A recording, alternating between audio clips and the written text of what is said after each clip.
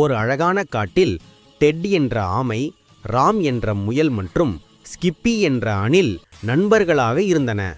ஒருநாள் மரகத மலைக்கு சூரியன் மறைவதற்குள் ஒரு முக்கியமான கடிதத்தை கொண்டு செல்ல வேண்டியிருந்தது.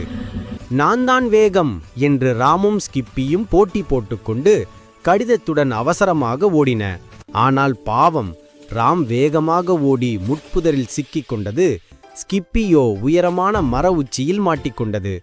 ஆனால் பொறுமைசாலியான டெட் ஆமையோ நிதானமே பிரதானம் என்று மெதுவாகச் சென்று வழியிலிருந்த ஆபத்தான ஆட்டம் காணும் பாலத்தையும் மிக கவனமாக ஒவ்வொரு அடியாக வைத்து பாதுகாப்பாக கடந்தது. அதன் நண்பர்கள் வழி தவறி நின்ற வேளையில் டெட்டு மட்டும் சரியான நேரத்தில் மலையை அடைந்து கடிதத்தை கொடுத்தது. இதிலிருந்து நாம் அறிவது என்னவென்றால், அவசரம் ஆபத்து, பொறுமையே எதற்கும் வெற்றி.